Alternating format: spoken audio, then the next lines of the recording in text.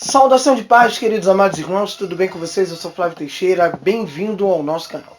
É muito bom ter essa oportunidade de estar aí do outro lado da sua telinha, principalmente para mais uma pré-aula da nossa revista da Escola Dominical, revista essa dos jovens, que é da editora CPAD. Bom, nós chegamos aqui na nossa penúltima lição desse quarto trimestre, que é a lição de número 12, que vai cair no dia 22 de dezembro de 2019. E o tema da lição é O Milagre que Salvou o Carcereiro. História essa poderosa que tem lições muito grandes para a nossa vida. E o texto do dia é: E eles disseram, crer no Senhor Jesus Cristo, e serás salvo, tu e a tua casa. Atos capítulo 16, versículos número 31. Quem não conhece esse texto? A síntese da lição: diante da conduta de Paulo e Silas e do que havia acontecido no cárcere, o carcereiro foi salvo com toda a sua casa. E vale a pena a gente ressaltar aqui que, como qualquer lição da revista da Escola Dominical, essa lição tem 3 objetivos, que é compreender como se deu o início das missões na Europa, analisar a postura de Paulo e Silas na prisão diante das dificuldades e evidenciar a conversão do carcereiro e de toda a sua casa. Eu fiz a minha preparação aqui para esse subsídio. Confesso aos amados irmãos que, ao preparar a minha lição aqui, o meu subsídio, eu pude aprender coisas muito valiosas, muito edificantes, um conteúdo histórico muito bom dessa lição, muito bom mesmo, gente. E lembrando, você que já é inscrito aqui no canal, deixa o seu like, compartilha com seus alunos, compartilha com seu professor. E não se esqueça, você que está passando pela primeira vez aqui, de clicar aí no inscreva-se e logo após no sininho, para você continuar recebendo aí as notificações. Se você puder estar me ajudando, fazer com que esse canal cresça, eu vou te agradecer muito. Que Deus em Cristo te recompense para a gente tentar chegar aí a marca de 3.000 aí, pelo menos no iniciozinho de janeiro. Bom, a introdução eu pus assim: ao voltarem da viagem missionária para Antioquia, Paulo e Barnabé se prepararam para a sua segunda viagem missionária. Porém, ocorreu entre eles um desentendimento. Isto porque Barnabé queria levar consigo novamente seu sobrinho João Marcos. Porém, Paulo se recusou. Porque João Marcos, como vemos no capítulo de número 13, ele abandonou Paulo e Barnabé no meio da missão, quando eles estavam na cidade de Pergue. Ele simplesmente resolveu abandoná-los e voltou para Jerusalém. A Bíblia não explica o que fez João Marcos desistir da viagem missionária. Não sei se foi por causa de algumas perseguições, né? E sendo ele jovem, não estava com força para resistir toda aquela provação. Não sabemos, né? Eu estou supondo. Bom, isto fez com que Paulo entendesse que João Marcos não estava preparado para o ministério missionário. Por isso que Paulo decidiu não levá-lo de novo na segunda viagem missionária, não dando oportunidade para ele. Então os dois decidiram seguir viagem com rotas diferentes. Barnabé levou João Marcos consigo e foi para Chipre. Já Paulo se ajuntou com Silas e juntos começaram uma nova viagem missionária, a segunda viagem. E aqui está nosso primeiro tópico da nossa lição: o começo da missão na Europa.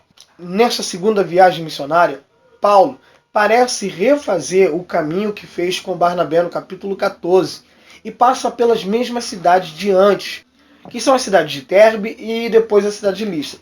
Ao chegar à cidade de Listra, ele vai colocar no seu grupo missionário um jovem que vai se tornar um grande discípulo dele, que é Timóteo, cujo nome é a junção de 2 nomes, que é Tim, honra, respeito, e Theos, Deus, que significa aquele que honra a Deus. Talvez Paulo esteja pensando que agora esse novo jovem vai honrar a Deus na obra missionária, diferente de João Marcos. E de fato, Paulo acertou aí na sua aposta em levar consigo Timóteo, que tornou um grande discípulo da sua carreira ministerial. A mãe de Timóteo era convertida ao judaísmo, né, o que nós chamamos aí de prosélito. Porém, o seu pai era gentil. No capítulo 16, do capítulo de número 1 de Atos, nós vemos essa informação. Porém, a Bíblia não nos informa que o pai de Timóteo era convertido ao judaísmo e depois se converteu ao cristianismo. Não. A Bíblia está nos mostrando que a mãe de Timóteo era convertida ao judaísmo e depois começou a professar sua fé ao cristianismo. Bom, Paulo, desejando levá-lo na viagem, então decide circuncidá-lo. Isto por uma questão de prudência, a fim de que sua obra entre os judeus fosse mais eficaz. Já com o jovem Tito, que também fez parte aí de um pedaço da caravana de Paulo aí, foi bem diferente, em que a circuncisão foi recusada pelo fato de alguns estarem exigindo como um pré-requisito para a salvação, como vemos em Gálatas capítulo 2, versículo 3 e Efésios capítulo 2, versículo 8 a 10. Então Paulo, vendo a pressão dos judeus cristãos convertidos, ele diz, não. A salvação não está na obra da circuncisão, mas a salvação está na graça. Primeiro subtópico, mudança de planos. Paulo e Silas, agora tendo a companhia de Timóteo, tentaram ir para a Ásia, uma província romana que incluía os distritos helenístico da Mícia e Lídia, Cária e parte da Frígia. O Espírito Santo o impede de entrar nessas províncias. Quando chega na fronteira da Mícia, parte noroeste da província da Ásia, tentando entrar em Bitínia, província senatorial formada depois de 74 a.C., que ficara a leste de Mícia. Porém, novamente, foram impedidos pelo Espírito Santo, como vemos em Atos capítulo 16, versículos 6 e 7. E como que foi que o Espírito Santo impediu eles de entrarem nessas embarcações e indo em direção a essas cidades? Bom, existem alguns pensamentos aqui que podemos colocar em evidência na nossa aula, que é através de orientações como uma visão, ou de alguma circunstância, criando barreiras, impedimento, ou o bom senso, ou até mesmo o dom da profecia. Em Isaías capítulo 55, versículo 8 e 9, nós vemos que os planos de Deus são bem maiores do que os nossos. Então, nós não conseguimos entender esse caminhar de Deus. Afinal de contas, Amós vai dizer que Deus caminha por caminhos que nós não gostaríamos de passar, que é caminhos de tormentas e tempestade. Nós não queríamos passar por esse caminho. Mas como a gente não entende o caminhar de Deus, a gente sabe que os planos deles são muito maiores. Como bem diz o apóstolo Paulo em Romanos capítulo de número 12, que a vontade de Deus sempre é boa, perfeita e agradável. Por mais que nós não entendemos, sabemos que a vontade dele sempre vai prevalecer e que ela é sempre boa, agradável e perfeita. E aí, para a gente entender um pouquinho essa vontade de Deus e os seus planos para a nossa vida, precisamos buscar conselho de Deus em homens que são totalmente guiados pelo Espírito Santo, como vemos em Provérbios capítulo 15, versículo de número 22, e Provérbios capítulo de número 20, versículo 18, onde o texto diz: os planos fracassam por falta de conselho, mas são bem-sucedidos quando se há muitos conselhos. Número 2, como é que nós podemos saber os planos de Deus? Consagrando ao Senhor a nossa vida, como está lá em Provérbios capítulo 16, versículo 3.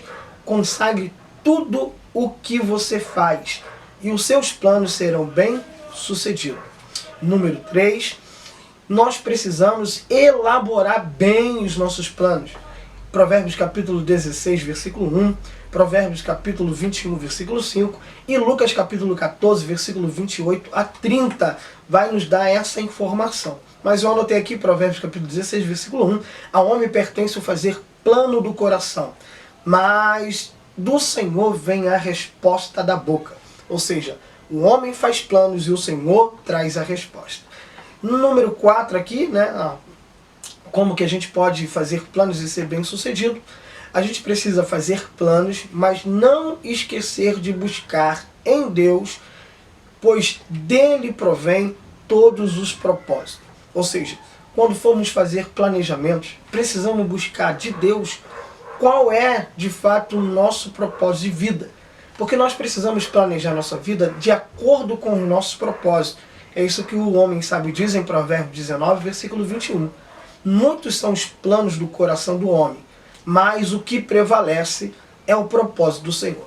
Então, para a gente não se frustrar e não se decepcionar, achando que os nossos planos não estão dando certo, precisamos buscar em Deus quais são os nossos propósitos de vida, para que possamos fazer o nosso planejamento dentro desse propósito de Deus e assim a gente não ser frustrado. Foi justamente o que o apóstolo Paulo fez. Buscou em Deus orientação e descansou no Senhor. Paulo fez planos, mas os propósitos de Deus eram outros. Então foram para Troade, que está localizada a 18 quilômetros da antiga Troia, que era uma colônia romana e um porto marítimo importante para a conexão entre Macedônia e a Grécia, que está de um lado, e a Ásia Menor está do outro lado. E em Troade, Paulo recebe de Deus uma visão de um homem da Macedônia, pedindo que fosse até lá e que o ajudasse.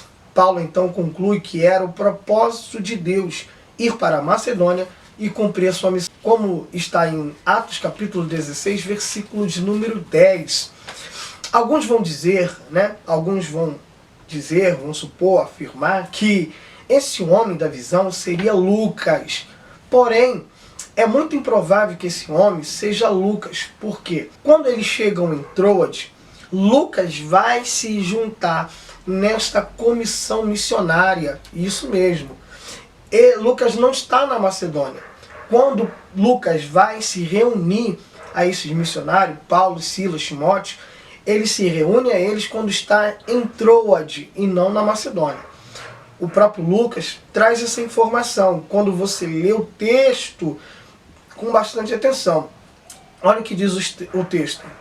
Lembrando que Lucas que está escrevendo, narrando toda a história de Atos. Ele diz: depois que Paulo teve essa visão, preparamos-nos imediatamente para a Macedônia. Percebe que o escritor empregou o verbo na primeira pessoa do plural, nós. O que dá a ideia que Lucas está informando ao leitor, que somos nós, os estudantes, que de fato ele se juntou a Paulo e Silas e Timóteo em Troade e não na Macedônia. E que nós possamos ser, assim como Paulo, Silas e a sua equipe missionária, sensíveis à orientação do Espírito Santo de Deus, para podermos fazer o plano da nossa vida.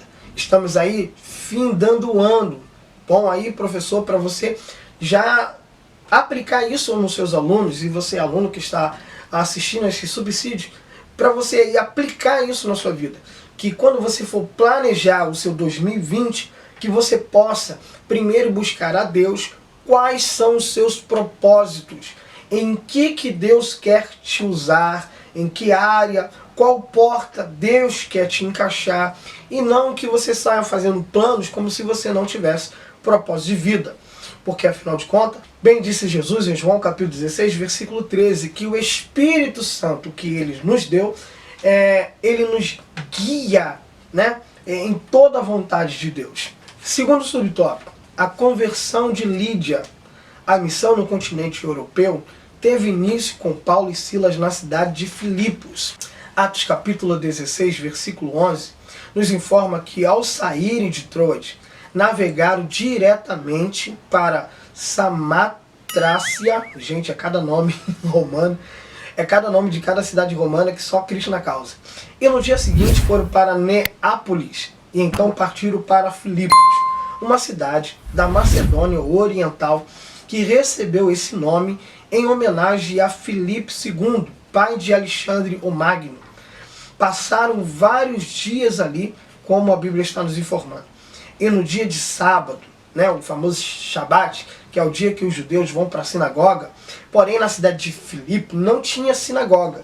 Então o texto vai nos informar que, como era costume a eles se encontrarem no lugar da oração, e esse lugar da oração, você pode perceber em muitas passagens bíblicas, ela está ali envolvida com um rio, com um mar, como você vê lá em Ezequiel capítulo de número 1, versículo de número 3, quando Ezequiel recebeu a visão, ele estava próximo ao rio, né? Isso porque os sacerdotes, os anciãos, tinham o costume de buscar ali, de se reunir para estudar a Bíblia, quando não tinha sinagoga, diante do rio. Então eles se juntavam, oravam, louvavam e estudavam a palavra. E uma mulher chamada Lídia ouviu a pregação e ela se rendeu ao poder do Evangelho. É interessante que Lídia significa o que sente dores de parto. Como a obra missionária está nascendo na Europa, ela saiu de Jerusalém, começou entre os judeus convertidos na sinagoga, e agora Paulo atravessa fronteiras, alcança agora a Macedônia, Troade, Paulo agora está em Filipe, e ali Paulo começa então a ter a ideia de alcançar toda a Ásia, toda a Europa. E é interessante que Deus acerta justamente um alvo. Qual o alvo? Aquela que vai dar dores de parto. Ou seja, o Evangelho está nascendo. Nascendo através de quem? Nascendo através de Lídia. E aí os discípulos recebem um novo filho, os novos membros do cristianismo que são gerados através de Lídia e sua casa. Essa mulher era uma mulher de negócio, vendedora de púrpura. O seu nome está associado ao seu lugar de origem, o distrito helenístico de Lídia, que era gentia e que, assim como Cornélio, cria no Deus verdadeiro e seguia os ensinamentos morais das Escrituras.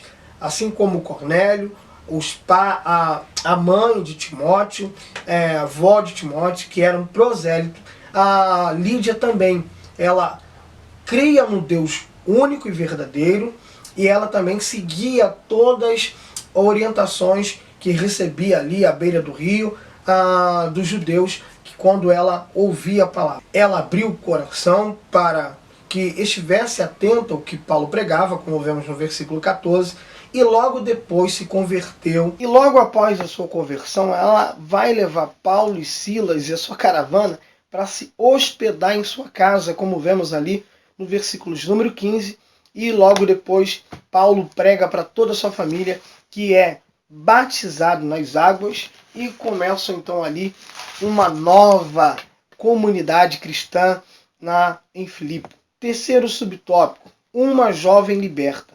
Tendo Paulo e Silas voltado ao lugar da oração, saiu ao encontro deles uma jovem que tinha um espírito de adivinhação. Versículo de número 16 desta lição. Bom, esse espírito de adivinhação que operava, né, através da vida dessa menina, ele tem um nome, é chamado de espírito de Pidom, que é um demônio. Então, era uma serpente mística adorada em Delfos e associada ao oráculo délfico.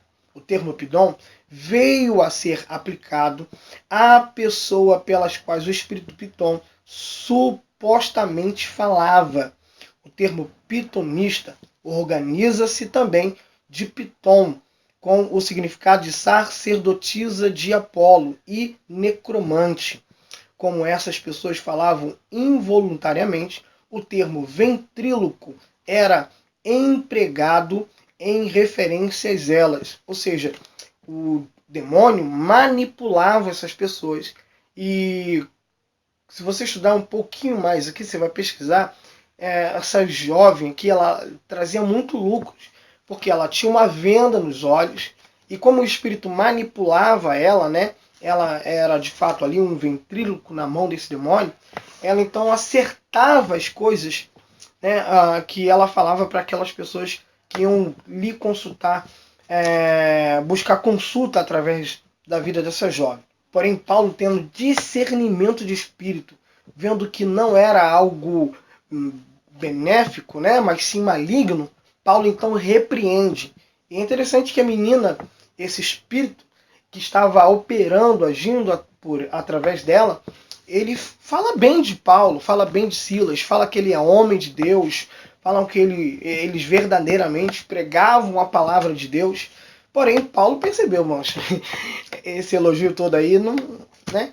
Então a gente precisa tomar muito, muito cuidado. Eu gosto de uma palavra que eu li no livro de Spurgeon, Lições ao seu discípulo. E nesse livro ele diz que quando ele estava pregando, ao terminar de pregar, alguém foi a ele, abraçou, apertou a mão dele, disse: nossa, você pregou muito bem. E ele disse: engraçado, o diabo me falou a mesma coisa enquanto eu pregava. Então, gente, a gente precisa entender que a glória, a honra nunca deve ser para nós, sempre para Deus. Segundo tópico, Paulo e Silas na prisão, percebendo que a sua esperança de lucro foi totalmente aniquilada, os seus donos arrastaram Paulo e Silas para a praça principal diante das autoridades e a multidão começou a rasgar suas vestes, sinal de vergonha, humilhação. Começaram a açoitar Paulo e Silas e depois lançaram ainda no cárcere interior. Esse cárcere interior seria mais ou menos isso aqui, ó, 3 andares abaixo da terra. Seria como se fosse o esgoto de Roma. É um lugar horrível. Você de olho aberto, de olho fechado, é a mesma coisa. O lugar é muito feio. E não bastava eles serem lançados na prisão, eles também estavam presos no tronco. A ideia era que aquela prisão era uma prisão de segurança máxima. Ou seja, eles estão vendo que Paulo e Silas é um perigo enorme, ao ponto de fazer com que os senhores perdem o lucro, criam um alvoroço na cidade, e eles dizem: esses camaradas são perigosos. E então eles colocam lá no cárcere interior. Primeiro subtópico: sofrendo por Cristo. Nem sempre fazer a coisa certa traz as consequências que esperamos. Jesus disse que teríamos inimigos e que seríamos perseguidos. Embora algumas pessoas na atualidade estejam dizendo que o crente não sofre, pura mentira, né? Os coaches estão aí justamente para dizer isso, né? Você nasceu para dar certo, você vai dar certo. É claro, gente, a gente nasceu para dar certo. O problema é que nós somos guiados pelo nosso coração enganoso. Nós não queremos ouvir de fato a voz de Deus, querendo viver os propósitos de Deus para a nossa vida. E por isso, por muitas das vezes, nós não entendemos que esse caminho de dor que estamos passando é para nos fortalecer, porque deserto, né? Todo mundo conhece essa frase. Deserto não é para matar filho de Deus, deserto é para fortalecer para um tempo novo de vitória, de conquista. Porém, nós, como servos de Cristo, precisamos estar cientes de que podemos sofrer, como ele mesmo nos informou em João capítulo 16, versículo 33, a parte final. No mundo tereis aflições, mas tende bom ânimo. Paulo vai reforçar isso em seu ensinamento em 2 Coríntios capítulo 4, versículo 8 e 9. Em tudo somos atribulados, perplexos, angustiados. E aí é muito forte esse texto.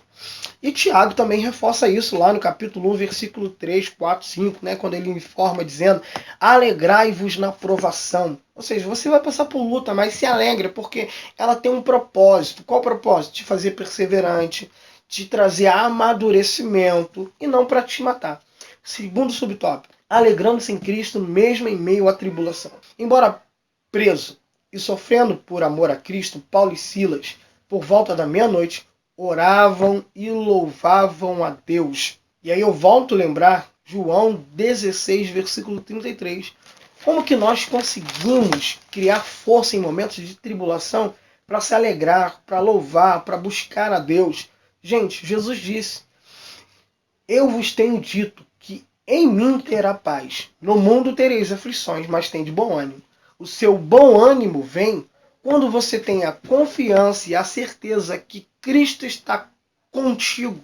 Você está tão envolvido com Cristo que você está seguro e não perde suas esperanças. Terceiro subtópico: experimentando o sobrenatural de Cristo. Paulo e Silas, neste cenário, estavam totalmente vencidos pelas correntes, pelo cárcere, porém a oração e o louvor dos dois chegaram ao trono da graça de Deus. E um grande terremoto aconteceu, abrindo todas as portas da prisão e soltando as correntes de todos. Quando perseveramos em oração, aí de fato a gente vai começar a experimentar coisas sobrenaturais. Como diz Paulo em Efésios capítulo 3, versículo 20, ora, aquele que é todo poderoso, pronto, aqui já acabou o texto, mas ele continua, para fazer muito mais, além, abundantemente, daquilo que pedimos ou pensamos. Ou seja, quando a gente persevera em oração, a gente experimenta até o que a gente nem imagina, porque Deus vai além. E no contexto de Tiago, capítulo 5, versículo 16, né, que a oração do justo é poderosa e eficaz, nós vemos no versículo 17, 18, que Elias era homem sujeito às mesmas paixões que nós, mas perseverou em oração e ele cerrou o céu. Novamente ele volta a perseverar em oração e o céu se abre, a chuva cai e a terra produz os seus frutos. Quando a gente entregarmos nossa vida plenamente à oração, confiando na perseverança, vamos experimentar coisas que a gente nem imagina. Terceiro e último tópico, uma conversão inusitada. Em um ambiente totalmente desfavorável, para alguns, Paulo e Silas não perderam a oportunidade de falar de Cristo. E aí a gente entra no primeiro e último subtópico, a caminho da morte. Ao perceber que o terremoto abriu todas as portas, o carcereiro responsável por aquele momento, ele se desespera, perde totalmente a sua confiança quando ele vê que aquele terremoto fez um barulho de portas se abrindo. Então ele pega sua espada, desembainha e vai tirar sua vida. Só que Paulo e Silas brada dizendo para ele não fazer tal coisa. Isto porque, naquele tempo, o carcereiro responsável pelas celas, se um fugitivo, se um prisioneiro fugisse, ele teria que dar conta com a sua própria vida. Então, para abreviar um tempo de vergonha, de aflição, ele quer tirar a vida para não passar essa humilhação diante de todo mundo. Infelizmente, muita gente estão perdendo as suas esperanças por causa de algumas perdas, por causa das dores. E para tentar se livrar da dor e da vergonha, elas estão se mutilando, elas também querem tirar a sua vida, esquecendo que elas estão sendo, entre aspas, um pouquinho egoísta com esse sentimento, porque em vez de ela compartilhar essa dor, conversar com alguém, desabafar, se abrir com alguém, não, ela prefere eliminar sua dor, provocando mais dor e criando dor para muito mais pessoas. Então, você que está aqui diante dessa tela e que está aí diante da aula, por favor, não se desespere. Abra o coração, converse com alguém. Dor não se elimina criando mais dor. Ferida não se cura criando mais feridas. Feridas se curam trazendo cura, trazendo remédio, trazendo alívio e cicatrizando e fechando elas. Segundo e último subtópico, o encontro com a vida. Como podemos aprender nesse quarto trimestre, o livro de Atos dos Apóstolos está cheio de milagre. Porém, o maior milagre relatado neste livro é a salvação de vidas. Em todo ele, todos os milagres que o livro de Atos dos Apóstolos vai relatar, sempre é acompanhado com salvação de almas. E é justamente o que vemos nessa lição. O maior milagre foi aquele carcereiro, ao tentar se suicidar, ser interrompido por Paulo e Silas, para que não fizesse tal coisa. Então ele olha para os apóstolos e pergunta: como eu posso ser salvo? Ele está perguntando como ele pode ser salvo da morte, da vergonha, da humilhação. Então Paulo e Silas respondem para ele o texto que nós sabemos de cor, que está lá em Atos capítulo 16, versículo 31. Crer no Senhor Jesus e será salvo tu e tua casa. Oh, glória a Deus. Aleluia. Terceiro e último tópico. Uma família salva. Paulo e Silas, ao trazer um alívio, um consolo para esse homem que está respirando agora com alívio, com segurança, com paz na alma, ele leva os dois prisioneiros, Paulo e Silas, para dentro da sua casa. A paz no coração desse homem está tão grande que ele leva os prisioneiros para dentro da sua casa. Paulo novamente não perde a oportunidade, anuncia o evangelho naquela casa. Todos são convencidos pelo Espírito Santo e se rendem ao Evangelho de Cristo, e todos são batizados nas águas em sinal de arrependimento e de uma nova criatura que está nascendo em Cristo Jesus. Que esta lição possa gerar em nós o sentimento de verdadeiros discípulos de Cristo. Que possamos nunca esquecer que Ele está no controle de todas as coisas, até nos piores momentos da nossa vida. Lembrando que tudo coopera para o bem, como diz Paulo em Romanos capítulo 8, versículo 28. E aí o versículo de número 34 desta lição nos revela que Paulo e Silas estavam alegres com todos na casa do carcereiro. Gente, vivendo um momento de vergonha, de açoite, de humilhação, mas no final de tudo, alegria na alma, por entender que estavam debaixo do propósito de Deus. Que você também possa receber essa alegria no coração, em nome de Jesus. Graça e paz.